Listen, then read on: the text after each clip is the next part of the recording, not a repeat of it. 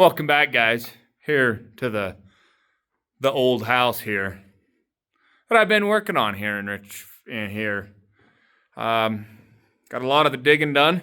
Well, I should say pretty much the digging that I need done to get it lower than what I have. But it would have been nice to go deeper and put a basement into here. I don't think I didn't cross that mind. I've thought about it. Let me turn around and let's just look at it and see what the progress we've done so far. All right, so anyways, it's been a minute.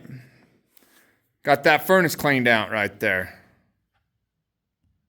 If you remember that, was flooded.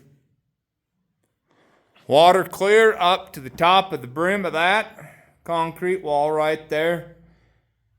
And this was all flooded in mud. Got it taken care of. But anyways, back over here to the furnace. Ended up cleaning it out, sprayed it off. Had the gas company come in and turn my gas back on for me. Because it's cold in here. It's wintertime. It's December. It's cold. I use that furnace now. It still works, believe it or not. I'm able to use it. Get some heat off of it and stuff, so the furnace is working. But anyways, let's go on over here. So I cleaned all this off here. I'm keeping all this rock here and the concrete right there. I'll come along the side of this rock right here, dig me a trench right there, because that's where my footing and the wall, I'll be pouring concrete right there, so it's going to be a footing and a wall all in one to tie that rock in. I'm going to end up putting a footing right here. Really don't need to, but I'm going to put one right here because right here I'll have a wall, the floor joist right here, and my ladder going back in the basement. This ladder here I'm not reusing. We're just using it for time. Right now we've been using it, but I'll be putting in new stairs. But I'm going to put a wall right here to help hold up that floor right here. Floor joists and stuff that floor joist is going to sit on. It's not a load-bearing wall, but it will be fine because then I can have something to attach my stairs to and stuff like that. This one here is very serious because that will be a load-bearing wall right here. That will take the walls from up on top once we get the floor joists back in here and stuff. But over here, been digging this right here, cleaning this wall up here so it's kind of straight. So when we pour concrete up against that, it's pretty much straight. A lot of those rocks right there are going to be covered with concrete, so they'll be into that. So I'll come in and tie rebar into those to get rebar into it to tie them together and pour concrete. But down here, digging this out here to get my footing and stuff down here to put on. Put about an inch layer of gravel down on top, on the bottom down here once I get it all leveled off and compacted in. So over here on this wall here, I've taken the rocks all down that we need. Got them all down to where we need them at. I'm going to come out here to the edge of this concrete right there, and I'm going to end up putting concrete right up on top of that, right up against it. That will all be reinforced with rebar and stuff also. Rebar in those rocks and stuff to tie all that together, to secure it, and then we'll be laying some rebar up in there. Same thing over there. There'll be concrete right up over the top of those rocks there that you see that's going up and down like that. That's fine because I'm putting concrete over the top of that. But this is about how deep we're going to go with this right here. All this is how deep it is. I wish I'd go a little deeper. I thought about it. Really thought about it because that right there is about 4 feet, 5 feet. It would have to go down another 2 more feet. So I'd have to come in and take all that out and bring it down another 2, 3 more feet. So whatever that is right there, I would go 3 more feet deep to bring that down so you have a lot better clearance on your basement and stuff, but I'm not doing that.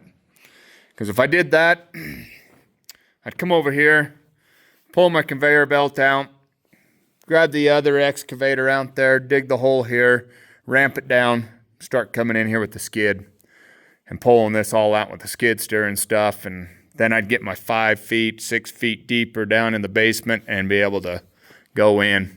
But I'd rather not do it. I'm just wanting to hurry. I want to get this project up and going back together and stuff. So, but yeah. These 2 logs right here that's missing, we're going to replace those with some new ones. They were rotted, if you remember, completely rotted out. So we're going to replace them. That's about 14 feet. I'm going to have to notch it over there to notch it in like it is, just like tie it in with the rest of the log cabin. So we're going to be putting 2 more new logs there, tie that in, raise that up, put that kind of basically on stilts right here. So it's sitting on stilts to hold that up, jack that up a little bit, bring the house up a little bit, and then put a concrete cylinder here to take the weight here until we can get the wall over here done with concrete. This wall over here will be pretty much our last wall. It'd be the last wall for us to do. So we're going to have to do that wall last. Over here, digging over here because we need to put these logs in right over here also. Need to go in a little bit further so we can get concrete right here to raise this up. So I can take the weight of this here and this part of the house, raise it up, because this log right here, this bottom log needs to be replaced. It's rotted and stuff all the way over to here. So definitely needs to be replaced. So what the plan is, get this supported over here, raise it up, get the weight off of that, support it, pull this log out. We're going to have to do it in sections. So I'm going to come over here, do this piece here. I'm going to fasten this together here with some 2x4s and stuff and secure it. And then I can probably raise it up with that on this section, but this section will take that corner there. Then we'll end up setting that back down after we get a new log in there. So our log's going to actually come right to here. We're going to cut it right here with our new log and open this section here up. Our floor joists will sit right into here on that part because we'll have another concrete cylinder right here being for support until we get our wall done. So then we can come in here and remove all this dirt right here, because all this dirt needs to get removed so we can pour our wall up to set that new part of the log house back onto the new footings foundation. So then we're going to come over here. I've decided I'm going to come over here and take this piece out. So I'm going to cut this opened up a little more. Basically just what this log 2x6 is along the side of it. I'm going to cut it because then I can get rid of this piece here, open this up. We'll put a new log here all the way to there. So when I go in to frame this up, I can frame this up square and not diagonal and not straight. So that's the plan of straightening that up. So I'll be able to box that in and whatnot to bring that out to close that up. So it's a lot straighter. I'm not going to redo all this just to have crappy walls. So this here was where the old plumbing used to come in. Right there, you see. Parts of the plumbing still there.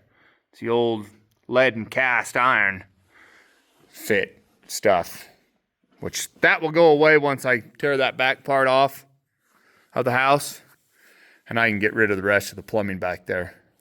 Because now that the plumbing comes from over there in that corner along down and not all the way down the side of the house, back of the house, and then in, out. So that's a lot better right there.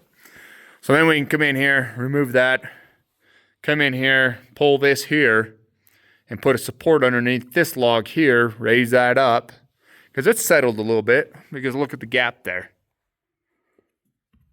So But once we jack this up, it will push that together, sandwich that back together, and we can get the weight back on. So then we can put a cylinder, concrete cylinder there to support that, set it there, and then we can lower that down, and then we can put our new wall up underneath that, and it can set on it. So it's a trick. It's gonna get tricky, but we'll be able to do it. I've done it before. Turned out great, and it worked. So then all this dirt right here will get all removed too. And then we can square that off and then pour concrete up against underneath that, so that log cabin sits on a new wall, not dirt and rocks. So yeah, yep. It's gonna be interesting. So also, this wall here, that's going to be our load-bearing wall. We're going to have concrete coming right to here. I'll bring it over to here on the outside of this other wall, put some fresh concrete up against it, put a rebar in it, reinforce it and all that. It will come all the way across to here, to that corner right there. That will be our load-bearing wall, so we're going to have to dig right here. And that's going to be basically our last spot of digging over here. Is this spot here will be doing not quite last, but it will be almost last. This will be one of our last ones because this wall here will be the last wall that we do. So we just got to get some supports, get that log back in and get supports up in there to hold that up with that part of the house, and it will be good till we can get it poured. Then we can get this done. But we're going to do this wall over here first. Get the concrete done over here first. And do one wall at a time, because we're going to have to mix it by hand. So, kind of looked at options that I could do to send a cement truck and doing it with the cement truck and doing it that way and having it delivered through the front door and through some windows and stuff, but I just don't know if that's going to work. So I don't want to have to pay for a cement truck and then have it sit here and wait on us and figuring out what we're doing to get the cement off. But then we'll see how we're getting this piece of equipment back out of here. It's either through there, I dig out that more, lower and out, or it goes back out that door right there. I'm looking for that day when it gets here to moving this out. You guys will be able to see too. So, but anyways, that's a little bit of an update of what's been going on here at the old house. Thanks for following along and tuning in.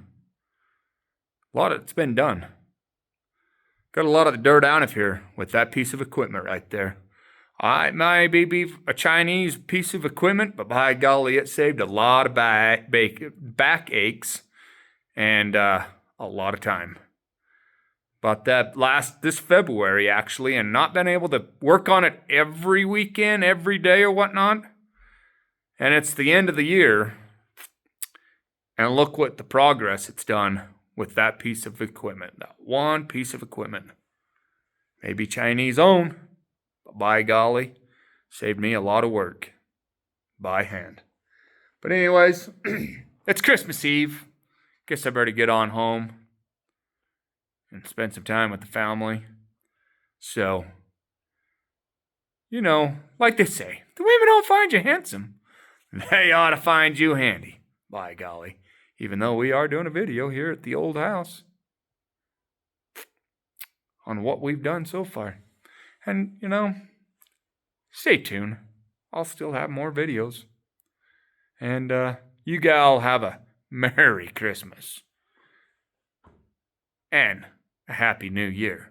Not this silly garbage crap of Happy Holidays. It's Merry Christmas, Happy New Year. Okay? Let's get back to the basics. Back to the normal routine. Man, let's not all be snowflakes. But anyways, thanks for tuning in. Now you know the rest of the story. Good day.